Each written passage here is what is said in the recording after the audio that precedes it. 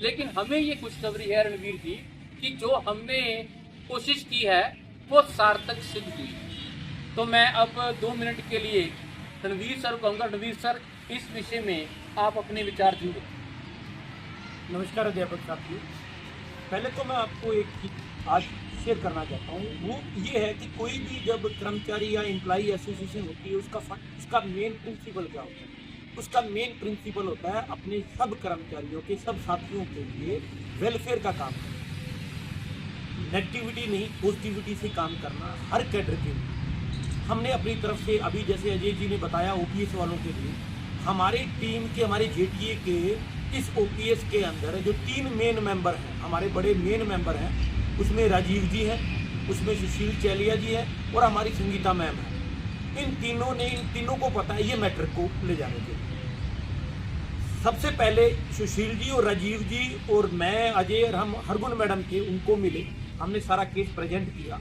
उसके बाद ये केस एमएचए में फॉरवर्ड हुआ। एमएचए में फॉरवर्ड बहुत सारे केस होते हैं, लंबे टाइम वहाँ पे पड़े रहते हैं, सबको पता है। और एमएचए से कोई भी केस विदाउट पॉलिटिकली इन्फ्लुएंस बगैर नहीं निकलता। अगर मैं कोई कहूँ कि मैं निकलवा लाऊंगा या कोई और कहे कि मैं निकलवा लूँगा, तो टोटली झूठ बोलता है। तो इस मैटर के अंदर हमने एक अलग मीटिंग की थी रोज गार्डन के अंदर, सुशील चालिया जी की और राजीव जी और संगीता मैम, इन तीनों के रिक्वेस्ट पे, क्योंकि ये हमारे जेटीए के बड़े 3 मेन मेंबर हैं और बड़े पॉजिटिव लोग हैं। हमने सरदार सतराम सिंह संधू, देखो मैं आपको रियलिटी में बताता हूँ, इस केस में पॉलिटिकली हमने सरदार सतराम सिंह संधू जी के बगैर और किसी का हमने प्रेशर नहीं डलवाया। बाकायदा हम कंटिन्यूस, जब पार्लियामेंट चल रही थी तो मैं इनके साथ टच में था, कंटिन्यूस टच में था। और इन्होंने ये कहा, हमने पहले इनको कहा भी आप पीएमओ में मैटर टेकअप करो, तब उन्होंने कहा भी मेरी होम मिनिस्टर सर के साथ बहुत अच्छी बनती है, अच्छा नहीं लगता, मैं उनके साथ ही एमएचए में टेकअप करके आपका मैटर ही सोल्व करा दूंगा। चलो वो लेटर आ गया, आपके हमारे सब साथियों को बहुत बहुत मुबारकें। अगर कोई समझे तो भी अच्छी बात, अगर कोई ना समझे तो भी अच्छी बात। अब मैं आपको एक और बताता हूँ लीव वाला इशू। अभी जो हमने 19 मई को जो जेटीए का प्रोग्राम, स्थापना दिवस का प्रोग्राम, हमने कोई स्थापना दिवस के लिए प्रोग्राम नहीं रखा। अब आपको मैं क्लियर कट और बताने लगा हूँ, किसी चीज के हमारे जो टीचर्स के मेन इशू है उसको डिस्कस करने के लिए मेन जो प्लेयर हमारी मदद कर सकते हैं, उनके सामने जब हम उनको एज ए चीफ गेस्ट बुलाएंगे और हमारी प्रॉब्लम में हम फरियाद रखेंगे, तब उसका एक नज़ारा एक अलग होता है। तो स्थापना का तो हमने नाम रखा है, मेन हमने हमारे इशू जो 3-4 मेन है अभी पेंडिंग जो है नहीं सॉल्व करा पाए, उसको सॉल्व कराने का एक माध्यम के तौर पे हमने ये एक प्रोग्राम रखा। जैसे उसके अंदर लीव का इशू भी है यूटी कैडर के। अब मैं आपके बारे में, मैं देखो हमेशा खरी बात करता हूँ, मैं लीव के बारे में मैं कह रहा हूँ, व्हाट्सएप ग्रुप बनाने से लीव का इशू, बहुत सारे आपसे पहले 2-3 व्हाट्सएप ग्रुप बने हैं जी। हम कोई कहते जी अब सिर्फ यूटी कैडर वाले आएंगे जी, व्हाट्सएप ग्रुप बनाने से कभी भी इशू सॉल्व नहीं होते और उसके लिए सड़कों में संघर्ष करना पड़ता है, हजारों की तादाद में आपको वहाँ पे प्रेजेंस दिखानी पड़ती है, बहुत सारे एफर्ट करने पड़ते हैं, बहुत सारी लोगों की मदद लेनी पड़ती है। आपको मैं बेस्ट विशेष देता हूँ। अगर कोई कहता है भी लीव वाला, देखो आपके पास 19 मई तक, जिसने भी कोई कहता है भी हम ये लीव वाला करा सकते हैं, 19 मई तक 18 मई तक आपके पास किसी को व्हाट्सएप ग्रुप बनाया है, आपके पास पूरा टाइम है, आप उस पर अपनी जो है एफर्ट जो करना है वो कर लो। क्योंकि काम होने के बाद बहुत सारे लोग ये बोलते हैं हमने ये कराया था जी, ये हमारा एफर्ट था, ये हमारा एफर्ट था। देखो जी, हमने कोई इलेक्शन नहीं लड़ना। अगर कोई मेहनत करता है और मेहनत करने के बावजूद भी अगर कुछ लोग ये बोले ये तो अपने आप हो गया, ये कोर्ट केस है क्या, देखो जी हमने किसी से तनख्वाह नहीं लेनी। मैं तो फ्रैंकली हूँ, जो हमारे साथ हम उनके साथ। अगर आपको अच्छा लगता है, आप अपने पैमाने पे आप नेगेटिविटी से बाहर निकल के आके तोल के देखो भी जेटीए हर चीज ट्रांसपेरेंट मैनर के अंदर रखती है। और हमेशा एक बात और सुन लेना, हमेशा उसी एसोसिएशन की सुनी जाती है जो सब कैडर को ज्वाइंटली लेके जाते हैं। अगर हम भी एक कैडर का विरोध करके जाएंगे, कोई भी अफसर हमारी बात नहीं सुनेगा। ये आप समझ गए मैं किसके लिए बोलना चाहता हूं। अगर आपको ये लगता है कि हम कोई अकेला एक कैडर है, यहाँ का कोई मालिक है, तो आप बहुत बड़ी गलतफहमी में हो। आपके पास 18 मई तक का खुला टाइम है। 18 मई तक लीव वाले इश्यू पे जेटीए कोई काम नहीं करेगी।